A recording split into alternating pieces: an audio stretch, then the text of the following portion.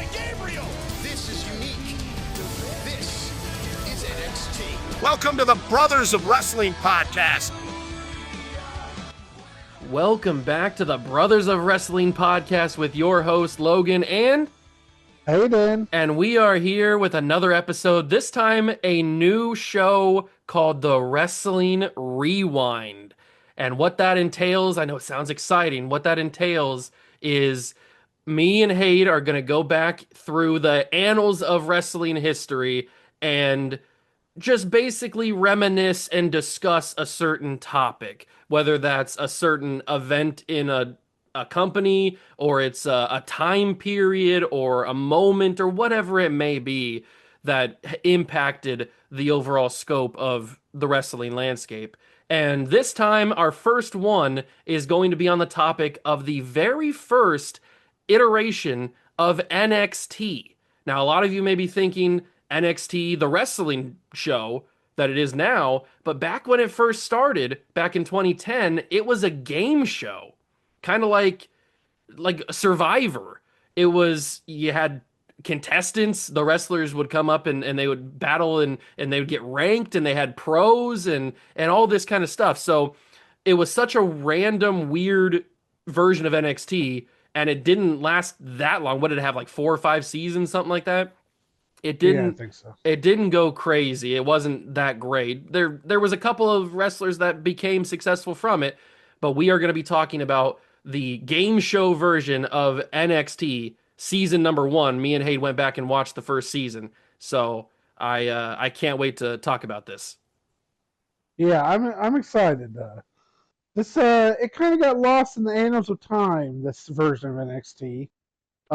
It just recently got uploaded onto WWE's YouTube. Yes. For NXT, and that's what got me the itch to rewatch it.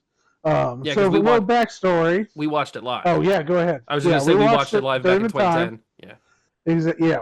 So a little backstory on it. WWE had just finished canceled the new version of ECW, Mm-hmm.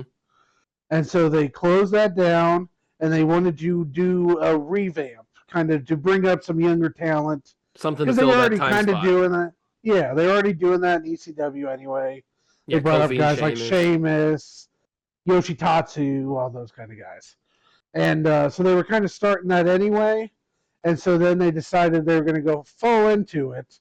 And they ended up calling it NXT, Next. which is what they eventually, for the next superstar, which they eventually end up using once they close FCW and make that into its own developmental system. Yeah, they kind of just merge FCW with NXT. Yeah, basically just revamp it, and they build the performance center and make it, and then start calling it NXT and doing all that stuff. So, but that's where we get Kevin Owens and Sami Zayn and all those guys. Yeah, all those guys. So this version of NXT, we only just watched. The only one that's on there is season 1. So we watched through season 1. Basically, you get an introduction at the beginning. You get the rookies, which you're going to get the rookies of Wade Barrett. You got Skip Sheffield, the future Ryback, Michael Tarver, Darren Young, Heath Slater, Justin Gabriel, David Otunga, and Brian. What was it? Dana Bryan. I was almost calling Brian. I'm used to calling him Brian Danielson right now. I almost called him that. So Dana Bryan. This was his big call-up moment into the big league. Mm-hmm. And then they got paired with pros. Each guy was given a pro for the season that was supposed to, in the show, mentor them. Yes. And give them advice and all that kind of stuff. And you might have to help me with some of the matchups. I got to remember. Okay. Wade had Chris Jericho. Yes. Slater had Christian. Yep. Gabriel had Matt Hardy. This is like an AEW roster list right now. I gotta think. Michael Tarver had Carlito. Yes, Michael Tarver had Carlito. Skip Sheffield had William Regal. Daniel had The Miz, which was the main storyline of the season. Otunga had Truth. R-Truth. Yeah, and then who was the last one? Oh, Darren Young had Punk in his Straight Edge Society. Yes. Because that was another big storyline. Yes. So So those guys get paired up, and most of those, like there's a few that they worked, but mostly the pro rookie thing was mostly used as an angle to get, like the guys to kind of disrespect the authority, because most of them didn't get along. There's only a few of the teams that actually even got along. I think just Jericho, Barrett, Slater, Christian, and Gabriel and Hardy. Gabriel and Hardy were about the only ones that actually Tarver and get Carlito along kind the whole of. season. Carlito and Tarver got along, but then Carlito just disappears. So Yeah, he pretty much gets fired halfway through the season, I think, in reality. And then Tarver's by himself anyway. So, but yeah, so they started off. They mostly start out with wrestling matches. That first episode is great. Love the first episode because it starts straight out with The Miz, and this is right when they're building him as the big new heel. yeah, because he comes in double champ. He's got because he's got the U.S. title, and then tag titles, and he's coming in hot off of that. He's getting ready to win his Money in the Bank, and then cash it in and go on to main event WrestleMania. When this takes place, like in the calendar. This is so ECW got canceled, I think, either the very end of February of 2010 or the beginning of March. So this is right before WrestleMania 26. So the first 4 episodes are before WrestleMania. Yeah, Batista, Cena, main event, all that kind of stuff. Yeah, all that stuff. So Jericho's your world champion. Yeah, he opens the show as world champion. So they used him to kind of get that big name to watch the show. Now, excuse me. This was taking place. This was still shown in the ECW time slot of 10 p.m. On Sci-Fi Network still. So you thought ECW was a weird match for Sci-Fi. They're putting this game show on Sci-Fi at 10 p.m. and they're hoping people watch. Yeah, they're just holding people hostage, waiting for SmackDown. So, yeah. So it was just a weird time slot for it. But yeah, so it started in the 2010s. It lasts about 3 months, 4 months. I think what we end up with. We got past Extreme 11 Rules. episodes, 12 episodes. We can't even remember how many there were. No, there was more than that. We got past Extreme Rules. We got to Over the Limit. Yeah, I think it was getting ready for Fatal 4. Yeah, you're getting ready for Fatal. That's correct. Yeah, they were getting ready for Fatal 4. It was getting into probably early summertime. Yeah, it was probably into June, so probably March to June. So decent amount of time there, and so so the first episode I want to talk about that first because I think that they really set a good tone with that. It gets way off the rails. It does get pretty off the rails. But that first episode, you get the Miz coming in hot. He comes straight in and he starts his feud with Bryan, where he basically tells him he has no charisma, no anything, and throughout the season, I give Bryan credit. He has a little bit of charisma. They were really overplaying it. Like he was like this wet blanket out there. Yeah. But he definitely doesn't have the charisma he eventually ends up getting later on once he starts getting the yes stuff going and all that. Becomes a goat. But he does his thing. He's not horrible. It's not hard to watch. There's a few guys in there that are hard to watch throughout the season. Tarver being one of them. Otunga, I like the personality, but and his he's definitely rip away jeans. Oh god. Yes, your favorite part of the show, every match he had, he rips his jeans. Tear away jeans. I've never seen anything like it. Yeah, hey, that was a thing. 10, man, crazy time. But that first episode starts out hot with the Miz, and they build that tension right away, and then they end that show with the Bryan, which was probably the greatest match on this NXT throughout the whole season, was Bryan taking on Jericho.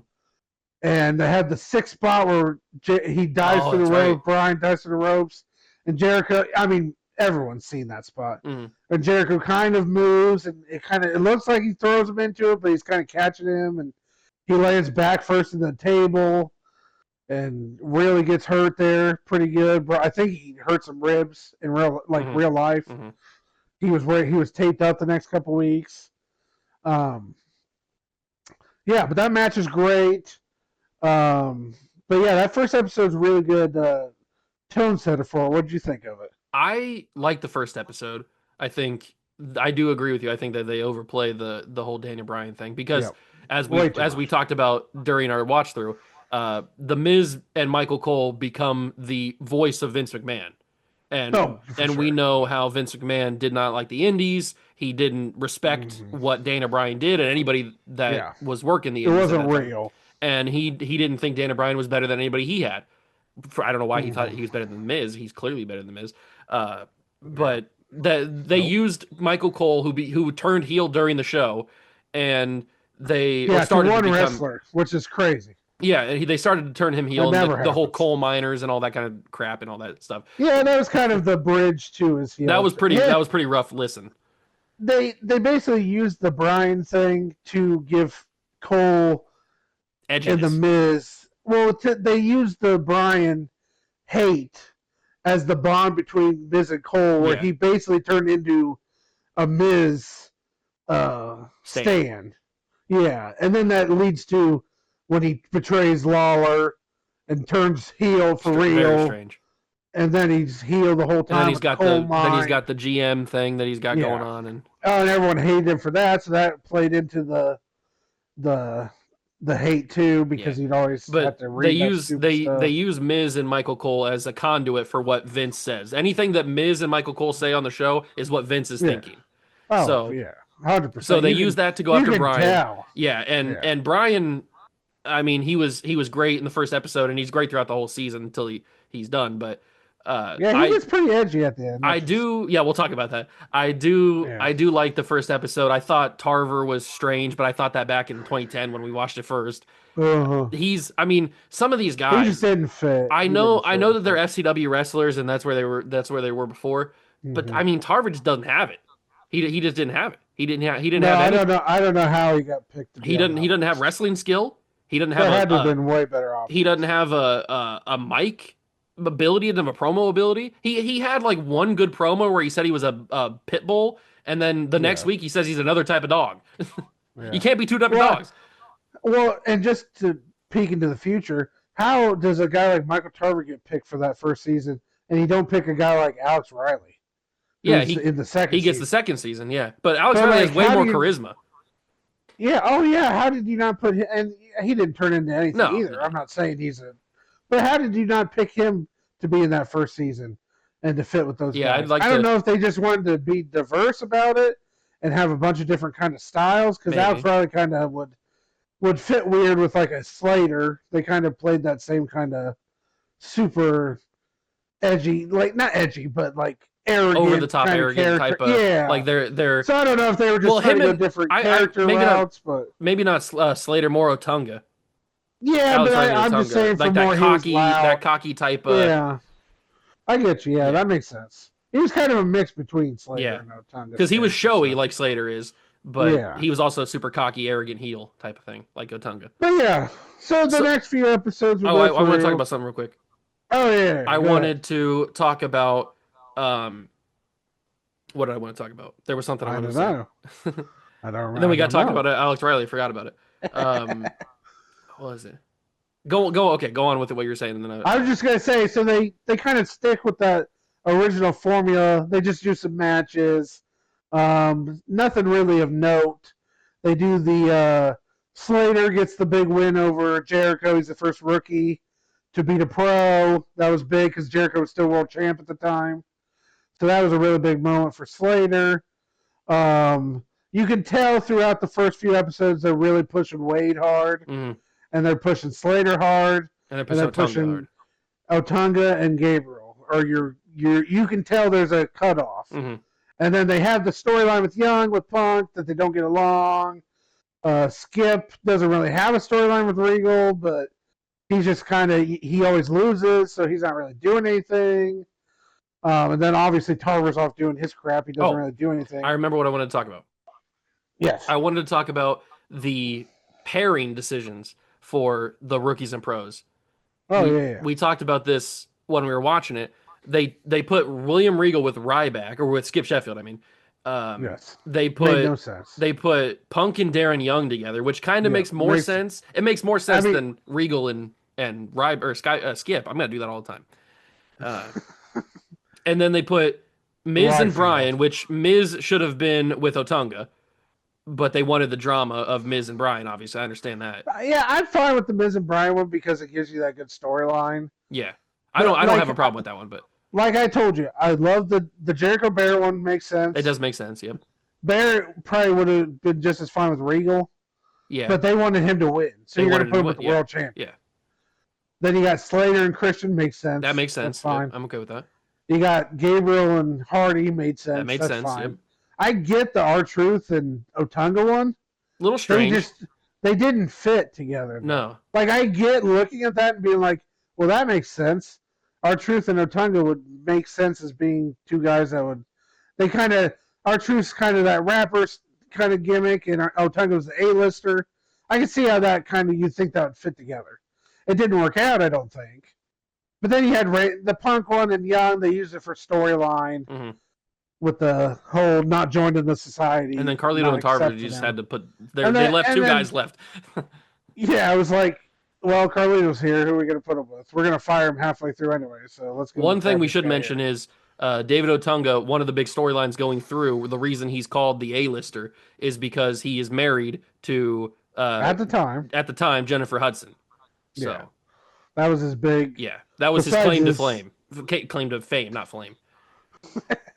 Yes, that was his gimmick, I guess, of being the A-lister. Was that he was married to Jennifer Hudson. All right, the next couple episodes. So nothing really happens in those episodes till we get to the first pros poll, and I believe the first one was. They take a few episodes to get to the pros poll. Yeah, I think it was about 6 or 7. It was a good amount of episodes before we even got anything like that. Yeah, so they do the pros poll, the first one. Bryan was 1, yep. Bear was 2. I don't remember the entire list. Well, I know that Tarver is last. Yes, but the biggest thing about it was that Bryan was first. Yeah, and this was the pros voting on this. Was this whole season the pros are the only ones that voted? Quote unquote. Yes. So, not the fans. That happens in later seasons. This one was all just the pros. So, Bryan is 1, Barrett's 2, and then I think Otunga was 3 or something, Slater. So they do that poll, and then they wait another 4 weeks to do the first elimination. So they had this poll where they had them all ranked, and then this is when they start turning it more into a game show. After that first poll. Yeah, this is where it changed the change. They still did matches, but every show onward they did competitions. And the matches are super short too. They're like 3-5 minute matches. They're fine. They were the same kind of matches you're getting when you're watching ECW. It wasn't like they were giving you anything crazy. But I was going to ask you, what was your favorite competition they I think my favorite competition. There were some good ones. I think my favorite competition is the one where they're on the inflatable thing and they're hitting each other with the robo stick thing, whatever they call that. Because it's my favorite because they couldn't get up there, like they were struggling to stay balanced. Yeah, that's a good one. I love the keg challenge. The keg challenge is good. That one's funny because of Bryan. That he makes that one. Yeah. The obstacle course was fine. Yeah, that one's a good one. The jousting one. The reason why that's so good is because they had the photo finish thing. They had to restart. And then and all the competitions were legit. That's at least they made it seem. Yeah, that's legit. One thing we discussed when we were watching the show. We weren't sure if they. I don't think they said this guy's got to win this. Yeah, we didn't know. They just did it. We didn't know if Vince had planned it out and told all the wrestlers you're going to win this game, you're going to win this event, you're going to win this event. Yeah, all this. It didn't affect anything, so who cares? Just do the challenge and. Yeah, it's not like the only thing that affected. They only did one immunity round. Which is like Survivor, and Justin Gabriel won that one. Gabriel won, but it didn't matter. He wasn't going to get eliminated anyway. So yeah, it was kind of pointless. But I like that one. The weirdest ones were when they had to sell the merch. Oh, that was a horrible one. I hated that because it was just so awkward. It was so awkward, and you could tell that they were trying to find the plant fans. Oh yeah, and they were in specific sections. And it was so money around. It was brutal. And then Stryker on commentary just following them. It was brutal. And I'm getting nervous that they're dropping money everywhere. It's making me itchy watching that. Yeah, that was a rough one. I'm trying That to think one- of some of the other ones. It was that one, and then it was the what was the other one? It was the Well, the obstacle course when they had to drink the soda was horrible. Just bad TV. yeah, that was pretty And rough they're too. sitting there, Matthews and Cole, which we didn't say. Josh Matthews that's right. and Michael Yeah. Cole are on the Josh commentary. Matthews is with Cole on the commentary. And Matt Stryker's hosting this Yes. thing. Which, talk about one of the most awkward hosts. And I don't think it's Matt Stryker's fault.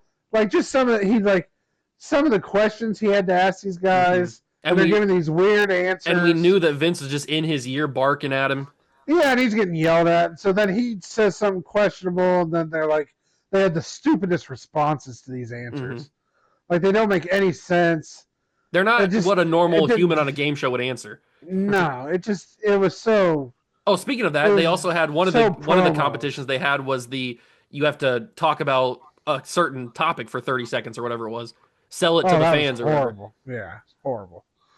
Yeah, that's what ruined that show to begin with in season 2 anyway. Oh, with the mustache, yeah. The mustache, but so then they're doing that, and that soda drinking was like. Yeah, that was pretty watching rough. paint dry. Why include that? Why not just like a chug of water bottle or something? That'd be kind of cool. Oh, and then it's like Michael Cole's like, "Does any of you guys even drink soda?" Yeah, because he makes fun of Brian. Oh, and then they're trying to figure out if it's actually soda in there. True. Yeah. Because they're like, "Why is it so hard to drink this?" Because it's carbonated. It's hard to chug soda. It's like, yeah, it's like maybe you should just made him chug water and make more sense. Yeah, but then Cole goes on this whole rant about Dana Bryan he's eco-friendly and doesn't drink pop and all that kind of stuff. Yeah. And because he was like the first one that did it, and then the rest of them sucked. And he's like, "Oh wait, it's just hard to do. It's not actually Brian that's having the problem. It's just everyone." That whole that one competition was pretty weird. Yeah. So they go into all those, and then we finally get to the first elimination, and it was that first week. That was that week before, where they ask everybody who should be eliminated. Yeah, that was a big story. And you got Dum Dum Tarver, who thought he should get eliminated, which is true. Which made no sense. Which first, why would any wrestler made no sense for his character? Yeah, he was so cocky and he's like, I don't want to do these challenges. I'm better than this. Because on that same episode, he has the promo about being the pitbull. Yeah. And then he said he's going to make it difficult for every single one of these guys. Uh-huh. And then the next thing he says after that promo, later in the show, he's all somber and is when sad. they ask him who should be eliminated, he says, I should. Very strange. It's like, what? You just said you're the biggest threat in this thing.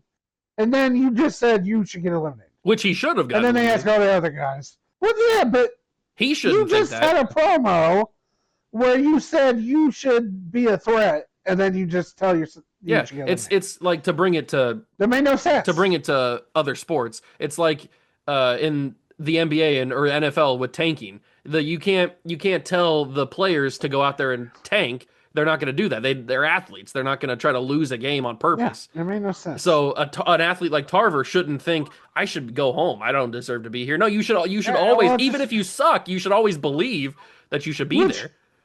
Which I don't care that he says I should go home. But it's the fact that he said the stuff earlier in the show. But it's the fact that you just cut a promo saying I'm a pit bull and you guys need to be scared of me. Mm-hmm. And I'm the realest fighter here. And then 20 minutes later, you're telling me that you should go home. But he even said in that promo where he said he's going home, he said that if I don't go home, I'm going to make you guys regret it or whatever. Yeah, but too late. You already said you're going home. Like that, you can't take that part back.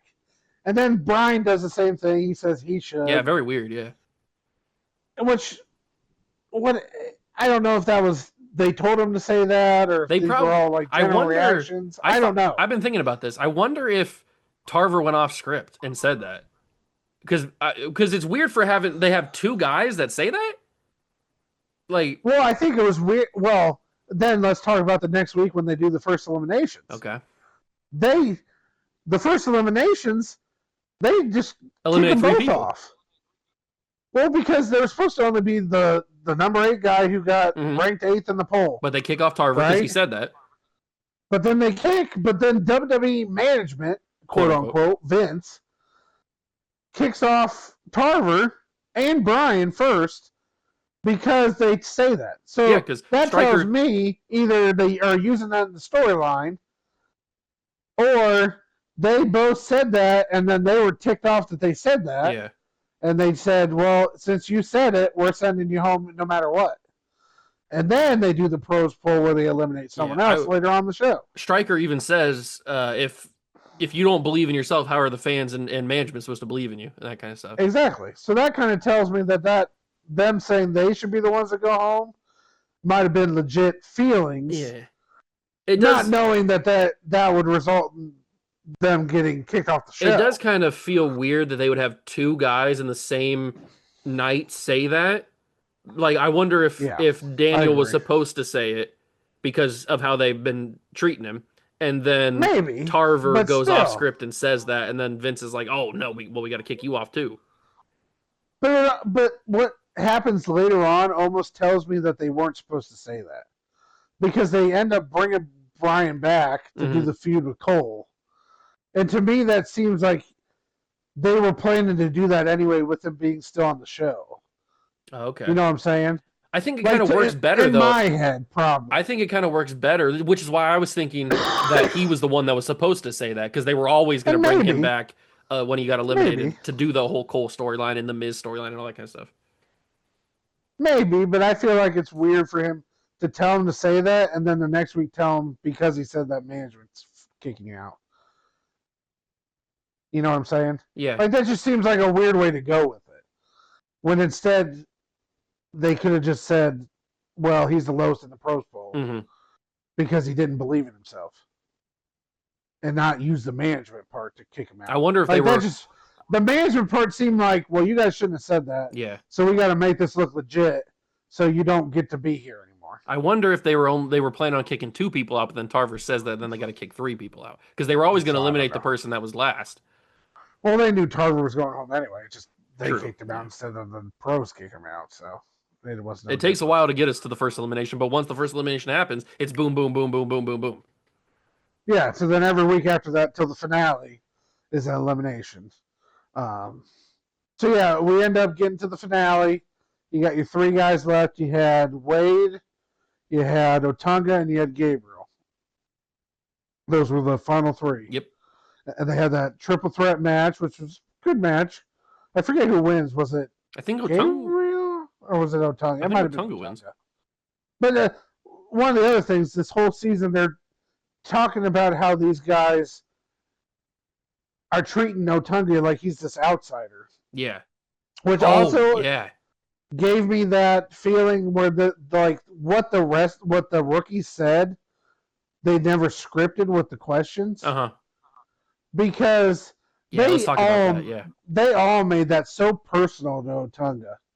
But that makes sense because he's not a real wrestler at that time. He was coming from the A-list.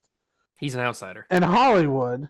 So to wrestlers, he is going to be an out. Like in their minds, he's an out. He didn't pay his dues. Yeah, it definitely felt. That all these other guys paid their dues. It definitely felt that the wrestlers, what they said in when they were asked questions and when Stryker would ask them about what they thought about Otunga, they would say their real feelings.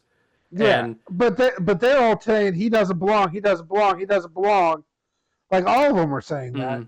And then the pros, quote unquote, kept him in. Are putting him in 2 every time or 3. He never got even close to being eliminated. No, he was always top 3. Time. Which tells you the management part was like, well, this guy's got what we want. He's got. So we're going to keep him in. But all the rest, when you're asking the wrestlers, if they were going off, if you're scripting that, it just it's counterproductive. Yeah, you would think they would script it to where, well, we don't like Darren Young. I don't think Darren Young should be here. And then Darren Young's the one that gets eliminated. Like when you watch Survivor, they all like, man, we really hate Josie. And then they eliminate. Blah, blah, blah. And then Josie's the one, and they show all the people that showed their vote, and then they put it in the thing. Josie, sorry, we don't like you anymore. And then she's the one that gets eliminated. It makes sense for a storyline. What the wrestlers were saying, and the rookies were saying, I guess. It was contradicting. Was contradicting what the actual storyline of the show was doing. That's always what kind of gave me that. That always gave me that weird, like, I don't think they're telling them what to say. At least when they're out there. The promos obviously are probably scripted, but like when he's asking those questions, I think it's just like this is whatever you think, just say somebody, and that's why you get a lot of those awkward moments where like they didn't have good answers, or like Stryker would try to pry for a better answer, and they would give you crap, and then you're like, man, this guy, this is just awkward now. Yeah. Because that happened so many times when he'd ask him a question, and it didn't even make sense what they were saying compared to what you would think like a script promo would be. I forget the one that Sheffield said. It was the one that was so out of touch with what he like. His character was such a weird character on it. Very weird. Because he started out as this weird cowboy meathead. We'll talk once you get through the recap of the show. We'll talk about each character and all that stuff. But yeah, so anyway, so we get to the final three. Gabriel gets eliminated at the beginning, and which I didn't get this part of the show at all. They do a pros poll for after that first match. Oh, that's right. Yeah. Of the final three, and then so Gabriel's third, and he gets eliminated. Mm-hmm. Why wouldn't you just, if that's the pros poll, nothing changes. All they do next is they do a promo between Otunga and Barrett, and I'm supposed to believe that if Otunga cuts a great promo, he's going to get to number one. Yeah. I just saw him be number two, and then the pros poll is exactly what it would have been. You could have ended that show like earlier, or you should have just kept Gabriel till the end and not done another elimination. Yeah. It was an unnecessary elimination. It just didn't make sense because they didn't change. It was just filler. Yeah. So you end up with Wade Barrett as your champ. You know, the winner of the whole thing. We should say what they win. What's the prize that they win? And the prize was they get a championship match for any title they want I think it was on a pay-per-view. Which always strange to me why they would say any title you want. Why would anybody? I know we talked about Caval. Yeah, season 2 and Caval. I know, I understand. But in season 1, that precedent hadn't been set yet. So why would anybody choose anything other than the WWE Championship? Caval. I get it. Theory. I mean, like, what are we talking about? But it doesn't make. But it's to give them the loophole. Yeah, I guess. Because if Caval ends up winning, which he did in the second season over Alex Riley probably got a world title shot. But it's because it's Caval and they didn't have much faith in him. Because that's when they started doing the fan vote. Yeah. And Caval probably wasn't the guy. They thought Alex Riley would probably win. But nobody likes Alex Riley. But then, so you got Caval, and you got to kind of give him the title shot. You said it. You wasted this whole season. I know, saying, I'm going to give this guy a title shot if he wins. Why? We know we're not going to give the world title. Let's at least give him a match where it's going to be against like a Ziggler, who's going to have a way better match, and not on because the stip was a title match on a pay-per-view. So then we're going to put Caval in a Survivor Series main event against a title? No. So they went with the Intercontinental. My counterpoint to the Caval thing was, he's going to give you a good match. You can still put him against the world champion and have a good match. But they didn't have any faith in him. I know. I understand. So they're not going to put him in a main event spot on one of their pillar shows. It just didn't make any sense. But anyway, back to season 1. That's why they knew that Wade was, but they knew Wade was going to win. So why would they say give it to any champion? The options open. It just didn't make any sense to me. Because if you set that precedent, it's always going to be world champion in season 1, and then Caval wins in season 2, it has to be a world champion. It's the same exact thing with the Money in the Bank. Yeah. It's for any title you want to cash in on. Any title. Because they did the theory thing. I know, and you hated it. And I hate it because it makes no sense. No wrestler would do that. No. But they keep it that way because then they have the loophole to say, well, it did say any champion. And Theory lost. Exactly. They couldn't even give him the U.S. title. That's how much they were done with him. So that's what I'm saying. They use it as the loophole to be like, well, it did say any championship. So we didn't think he was ready to be in the world title picture. That's why I never got why they just took the title off, or they took the case off of Otis. At least give him a title match against like the Intercontinental Champion or something. Yeah. At least let him lose. But they that's why they had that loophole in there. Because they knew if they establish it has to be a world champion, then you're putting yourself in a corner if somebody wins that you didn't want to give the world title to. So it's just the loophole. It's what WWE does. They loophole everything. They love loopholes. Because then they can go back because fans will complain. No, we didn't say that. Like what you're doing right now, and then it'll be me. I'm WWE saying sorry. It's what it says. Any title. I read the fine print. Sorry. Yeah, exactly. So, all right. So yeah, Wade Barrett ends up being your champ, and then we, obviously that will lead into Nexus, and he gets the title shot against Randy Orton in Survivor Series. We did go and watch the debut of Nexus, that Raw that they show up. Oh, of course you had to. Yeah. So. Although, fun fact, WWE edits out Daniel Bryan choking out the announcer dude. I hate that. I hate the edits. I have that Raw tape somewhere in my basement. I'll go watch the real thing. All right, so now that we've recapped all of what happened in the first season, and it's a wild season, let's talk about individual characters that either stood out or we didn't like, or let's start with Otunga. I'll ask you first. Who in that season, rookie and pro, give me your MVP of the season? All right, rookie and a pro. I think an underrated MVP could be Darren Young. I don't think he's my actual MVP, but I think he could be a dark horse MVP pick. I could see that. He has good moments. He had his moments with Punk. That storyline was good, where he battled for his hair and all that kind of stuff, and I like that story. But my actual MVP is probably Heath Slater as a rookie. Yeah, I think so. I think if they weren't so set on Barrett, he was the one that was really pushing. Yeah, he had the personality. They gave him so much. They gave him a win against Jericho, like he said. They gave him a lot of wins. He won the keg thing. He did a bunch of stuff. He was pushed. Well, he won like the first 3 challenges too, I think. And then my MVP as a pro would probably either be Regal or Jericho. Christian was good, but it's probably either Regal or Jericho. See, I'm going to surprise you with my MVP. Okay. Because I don't really like the guy.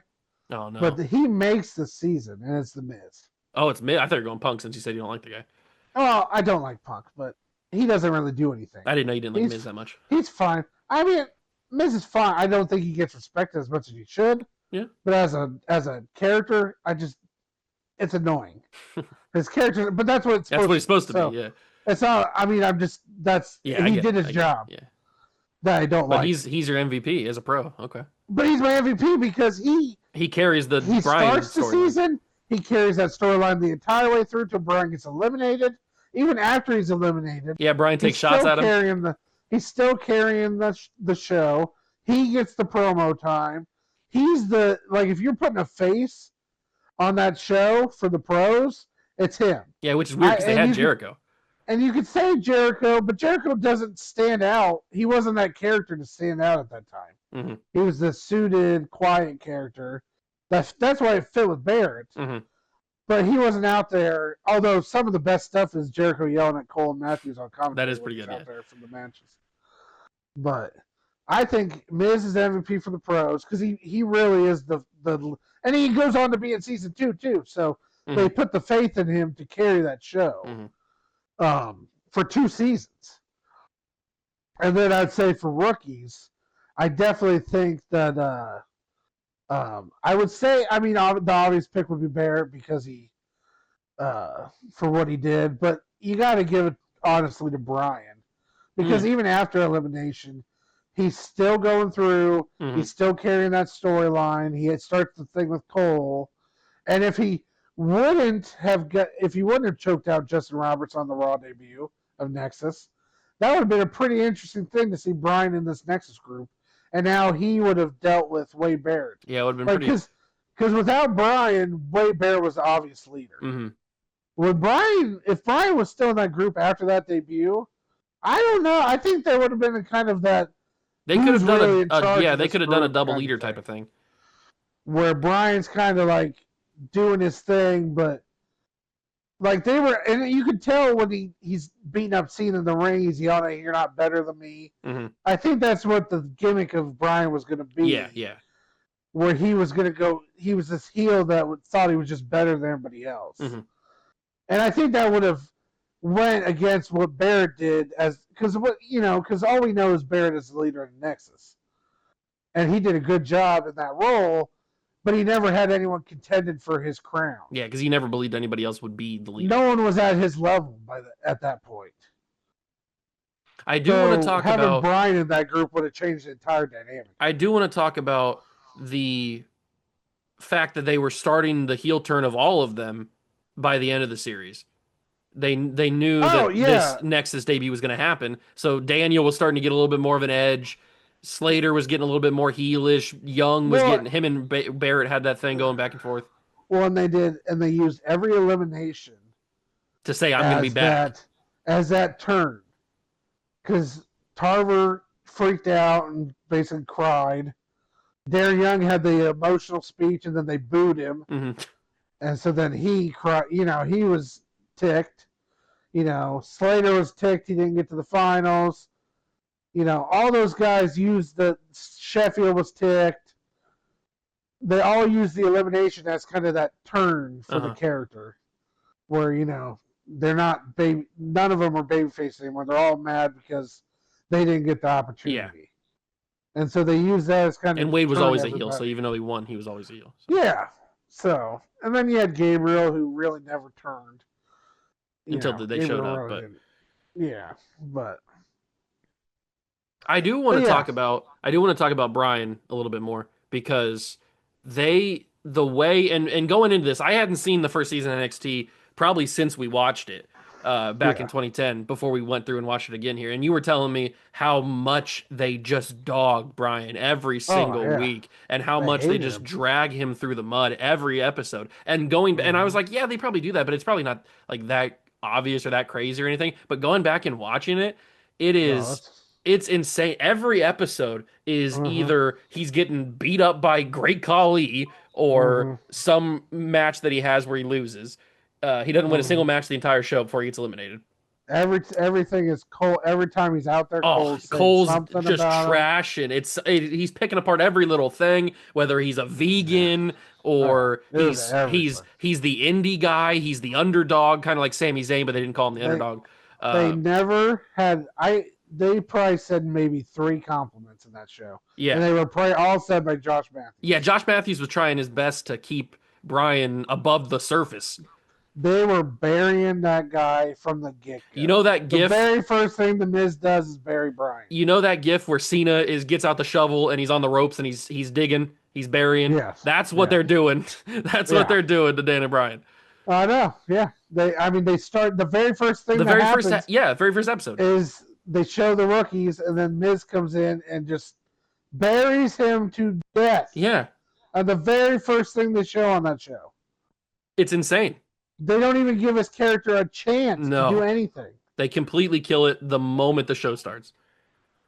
But then he has the great match with Jericho. What is the first thing they do? They kill that. Mm-hmm. They talk about how bad he lost. They bury him so quickly. And Cole would always bring up he never won a match. Well, there was other guys that hadn't won matches before. He wasn't getting on him like that. No, they don't say anything about anyone else. No one's wrestled the Great Khali. Yeah. On an episode. And that was still decent Great Khali. Yeah, he was just right before he goes kiss cam.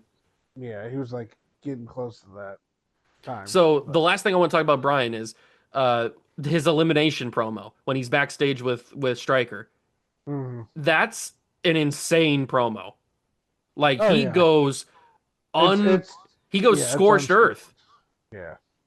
Yeah, it was a pipe bomb that no one watched. It was awesome to watch, but it was it gave me chills. I was like, oh, he's not supposed to say this. This is on TV. He can't say this.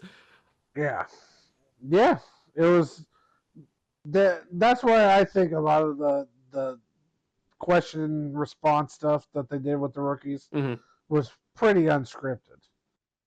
Because and they probably told him, hey, go talk about how ticked off you are, and he goes into his indie stuff and all that. There's no way they knew he was going to go that way.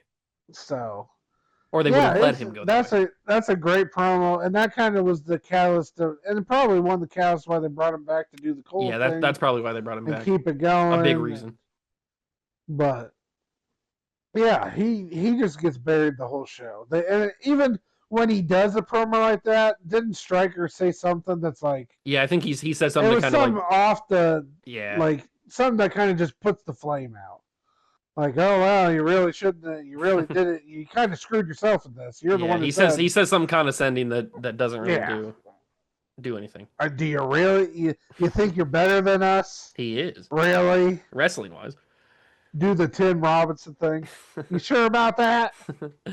I need to talk about David Otunga because he's Your just favorite guy? he's just the worst. Like Yeah, they've he's done rough. that gimmick before, past and present, and just something about Otunga doing it just doesn't click with me. Like And they were pushing him hardcore. I don't Talk about the believe total him. opposite they were doing. He can't wrestle.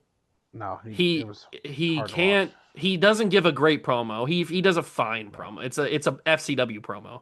He does fine. Yeah, he was fine, but He has they were doing the exact opposite. They were pushing him to the moon. yeah. His whole personality is that A-lister thing. There was he was one dimensional the entire time. At least the other guys had a little bit of something with him. Like Slater was a little bit edgier. Wade was like he was kind of an unknown guy. Like he didn't really know what he could do. Gabriel was a little high flyer guy. Like everybody had their thing, and Otunga has his thing. It's just I didn't like it. It wasn't good. And then he freaking rips off his jeans. What are you doing, dude? Who has tearaway jeans? David Otunga. And then he shaves He'd be shaves the only thing one in his that head. would come out in clothes every time. Yeah. They all come out in their wrestling gear, and he'd come out. But he would have them underneath. The hoodie and the jeans every time. And he wins the spot to be the general manager of Raw early on in the show. And he gets a lot of big. And then he gets to be teaming with Cena. Mm-hmm. And eventually wins the tag titles with them, like you said. But yeah, that's in the Nexus. But yeah, he gets a lot of the big rewards. Surprisingly, like if you're saying, like if we say that they're purposely putting Brian down, they were purposely pushing. Oh, definitely. Like I think they knew Wade Barrett was the most complete guy they had on that show, but if they had to have someone else win, they wanted it to be Otunga. Oh, absolutely. Because they were the behind his horse, pushing him across. Yeah, because Vince, he's got the look that Vince likes. So that was always the thing that bothered me. Because then you got the guys like Tarver. He was in a no man's land. Yeah, Tarver don't have anything. Skip, his character was so weird. Yeah, okay, let's talk about Skip. Yeah, so he starts out as like this cowboy character, whereas the corn-fed meathead character, which was just like this happy-go-lucky dumb cowboy. What was his catchphrase? Yippee-ki-do? No, something? it was yeah. Or yip yip yippee or something like that. Something stupid. You kept saying it during the show. And then, like in towards the middle of the season, he changes. Like he's so like happy-go-lucky cowboy guy, and then he starts switching into this like weird biker. He wears these like leather jackets that has like the stick out pointy things on it. The spikes. The spikes. The shoulders. Yeah. No, it's the whole jacket. It's not just the shoulders. Was it the whole jacket? I think it's the whole jacket. He's got the spikes on it. Yeah, so he turns into this biker character that never smiles and is ticked off about it. Yeah, he wore a cowboy hat in the first episode. And they literally make no mention of it whatsoever. He just casually changed. Like he just changed his entire character throughout this season, and no one says a word. I never got that. I was like, does no one else know that he's wearing a biker vest now? No, obviously. Like, because they haven't paid attention? We know that eventually he'll become Ryback when they repackage him. But he never found his RVD's closet. He never found his gimmick. Same thing with Husky Harris in season 2. He didn't find his gimmick until he became Bray Wyatt. Yeah. But what about McGillicuddy? Oh God, my boy. Oh, God. Curtis. I love him. The fact that you named this guy McGillicuddy, just what are you? Yeah, who does that to somebody? What are we doing here? But it's just funny. It's just strange to see the progression of these people throughout the season from episode 1 to the final episode where Wade Barrett wins. It's just like Wade Barrett never changes. He's the same character. Yeah, he's the same character. He's the bare knuckle Tanya brawler. stays the same. Slater is pretty much the same. Pretty much the Gabriel same. stays Gabriel's the same. he's kind of a stick in the mud. Darren Young kind of starts out as like this party animal. Yeah. And then he kind of does the punk stuff where he kind of gets like they change him during the punks. Yeah. And then he starts going more towards like a more aggressive side. Kind of like more, he becomes more muted a little bit because he was this like very colorful party kind of guy. He had the spiky hair and all that. He's all happy go lucky, and then once he gets with Punk, it just drains him all his happiness. Makes sense to me. So. And then they had obviously the good brother Luke Gallows was there, although he's Doc Gallows at the time. Yeah, but yeah, crazy concept. Very, very strange. And the fact that they keep this going for 5 seasons. But I mean, it does produce some very interesting young talent. I mean, AJ Lee is on the all women season. So she comes out of that. There a lot of women on that one. Caitlyn was on there. Yeah, the girl from Lucha Underground that's with Mil Martwez is on that. Roxanne. Roxanne. Yeah. And then in season 2, you got Bray Wyatt and you got Titus O'Neil. They had big names. Yeah, they had a lot of the names that you guys would recognize from the 2010 to 2017 era of WWE come from the NXT shows. Yeah, season 3 kind of. Well, season 3 was going to be. It was all the divas, all the women. Obviously. Yeah, because women were getting invented at that time. Well, they were starting to. But the whole show was going to be built around the giant Amazon woman. I forget her name now. The giant Amazon woman. She was going to be with what was her name? And then she had like some photos come out, and she got fired. Spicy. Yeah, I'd have to look it up. I'm doing it right now. NXT season 3. But she was supposed to be the big draw. She was huge. And then like some like explicit photos came out, and they kind of got around. And Caitlyn, Naomi's on this season. Yeah, Naomi was on the season. No, Caitlyn takes her place. Oh, because Caitlyn ends up with Vicky. Okay, Vicky originally slated to be Lindsay K. Hayward. Yes, she's humongous. As Aloysia, who previously wrestled as Isis the Amazon. Yeah, she's huge. Who is this woman? But then she had something come out. It was she's 6'8". Some kind of pictures. Professional wrestling career. This is good radio right now. She trained under Jimmy Snuka in 2016. No, that's too early. Okay, here we go. So she was the tallest diva ever to compete in the company. She had Vicky as her on-screen mentor, but would be replaced by Caitlyn. She was fired by Vicky in storyline due to her dissatisfaction. However, in reality, she had been released a few weeks earlier because they discovered leaked erotic photos. Yes, that's what I thought. Yeah, she was the main. She was going to be the big thing on the show, and they were going to build this whole diva show around her. How erotic are the photos? Well, I'm assuming tastefully nude. Oh. But less tasteful. Oh. Untasteful nudes. And there goes the search. I hear the buttons clicking down. Anyway, yeah. So that kind of started the downfall. When that all happened, it was kind of the big scandal. And this was all still in 2010. I think they were doing NXT season 3 at the end of 2010. Oh, they were pumping them out like that? Yeah, because they did season 2, and I think that ended right before Survivor Series, because that's why Caval gets it. Season 2 was immediately because we were seeing the promos for it. They were doing that they stuff. they did it the very next week with season 2. That's crazy. And so then I think Caval gets the Survivor Series match. So that I think he was like going on he wins and then goes on to do it there. And then they do season 3. They do a season 4, which they called didn't they call that one Redemption? No, I think season 5 is Redemption. They started season 5 out as brought back old people that got eliminated. I remember that. And then it never stopped. Like, people would leave, people would cut, like, there'd be new rookies, but, like, they never stopped season 5. And then they eventually just stopped it. And season 5 was NXT Redemption. And then but it never ended. Like, no one won season 5.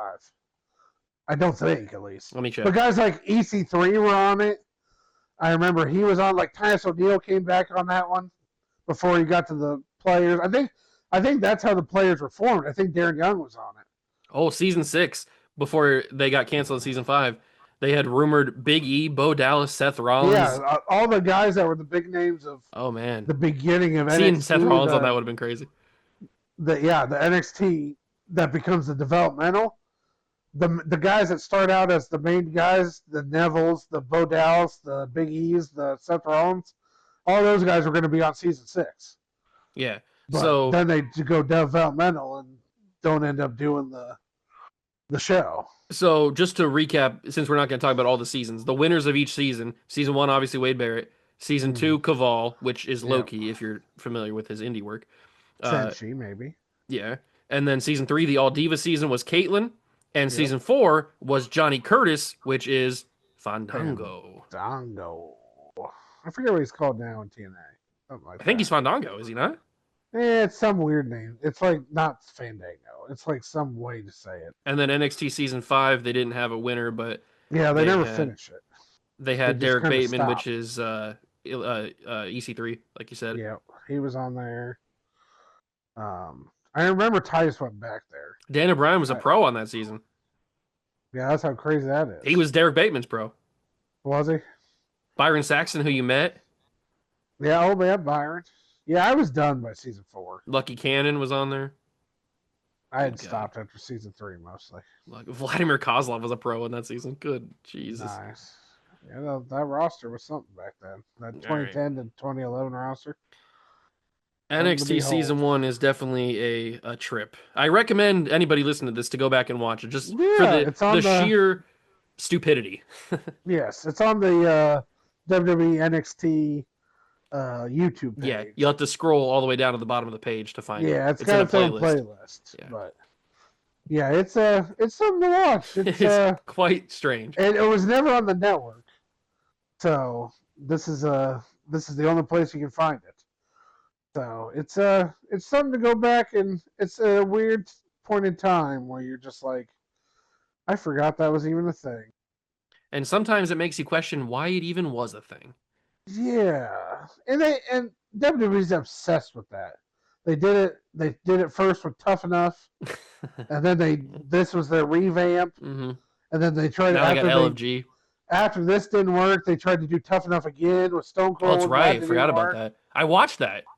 Yeah, because that had good people in it. That's where Alicia Fox, or not Alicia Fox, somebody says that her favorite match was... No, it's Cameron. Oh, it's Cameron. That's right. It is Cameron. Melina and Mickie James. That's right. That's a great match. It's embarrassing. And he just goes, what? What? I remember that. I watched that Tough Enough season. You're telling me in all the history of WWE that Melina versus Mickie James from Raw is your favorite match ever? Yes, I respect it. And now that we're on game shows, this isn't a WWE game show, but that Rock, it has WWE people in it. The Rock game show that I used to watch, you remember that? It was like The Hero or whatever it's called. Oh, yeah. That's where LA Knight was in. He was in that. Yeah, he was on that one. And they couldn't figure out who was talking, Rock or LA Knight. What? Yeah. I just wanted to bring that because that never gets... I feel like that never even happened. I feel like that was like a fever dream, that show. No, it didn't. The only thing I ever see about that show is the interview where he talks about how they had to figure out when they were talking which one was talking because they sound so similar. Which they really do once you actually think about it. It's creepy. But NXT season 1 is... You know where... by the way, just because you were talking about LA Knight, you know where else he shows up in? In the Triple H training video? He's the king of cameos. Because he did so much random stuff. And he does it, in the training video. Are you ready to go, guys? Are you ready? Are you ready? Yeah. Before he got his gig with TNA, he just did a bunch of random stuff. No, I said, are you ready? Yeah. I know that wasn't his gimmick back then on the training video. I just want him to do that. I think that's just he does that in real life. Like, Well, he I is the think that's gimmick just now. the thing, and now he just And does it. It's a I just gimmick. picture it's like Ric Flair, Jay Lethal, Triple H, and LA, and I just going Oh, back and yeah. forth. Are you ready? The Yeah. moves. Are you ready? Yeah. Are you ready? Yeah. Yeah. Oh God. Oh man. All right. The Off yeah is topic. about as bad as the what's. Oh no. What's are way worse than yeah. And he eats now. Everything's eaten. Don't you dare talk about Yeet. Or I eat every yes. time on the couch when I watch Jay come out. I hope you clean up afterwards. I don't have It's to. disgusting. Didn't need to hear that. Yeah, good thing you're in your basement by yourself. Hey, we when never you said watch this Raw. podcast wasn't explicit. Goodness gracious. I don't need to know where you're eating at. Oh man. All right. NXT season 1 is definitely a wild ride. I definitely recommend going back and watching it if you have some free time. It's only like what 40 minutes, but they don't have commercials. They just show you promos of what's going on Raw and SmackDown stuff. So, Yeah, you might get your YouTube commercials, but oh yeah, true ads for That's YouTube. But if you have premium, that doesn't matter. So, yeah. But yeah, they're easy watches. Probably about 40 minutes an episode. yeah, it doesn't feel like 40 minutes. That's for sure. No, it goes pretty quickly. The matches are quick, and the promos or the backstage segments and all that kind of stuff are pretty good. Yeah. It was your classic hour WWE show back then. Yeah. So. Well, I hope you guys enjoyed this episode. We're going to be doing more of this type of rewind kind of content where we talk about different things. Maybe we talk about the Monday Night Wars, or maybe we talk about. Well, we'll go back and do events. Different certain things. WrestleMania. Not every rewind episode is going to be us talking about a whole season of a show or something, or of something in WWE or WCW, stuff like that. Mm-hmm. Yeah, we'll go back and just watch some old stuff. Just reminisce about our time. We've been wrestling fans for a long time, so. Yeah, go back in the vault. Something piques our interest. Because there's some classic stuff. I mean, you got choppy, yo pee pee. That's classic stuff. That is classic. What about you got the that's one 3-minute warning deal. What was their thing? The HLA. Oh, remember that? That's right. You got some crazy stuff happening in WWE. That's true. They were wild back in the day. Trish is barking like a dog. I don't know what's going on. Triple H is helping her do a move, and Stephanie walks in. He's got her bent over. Triple, you dog. Talk about it. So just go back and watch weddings of Triple H. Oh, jeez. It always happens. Drugging Stephanie. Yeah, well, it was meant to be. Good thing it all worked out. Yeah. All right, I think that's a good note to end it. You're gonna be doing yes now. You're a broken record now. Yeah, that's right. gonna happen. Well, I hope you guys enjoyed this episode. If you did, leave it a like, leave a comment on Spotify, and we'll catch you in the next one. Peace.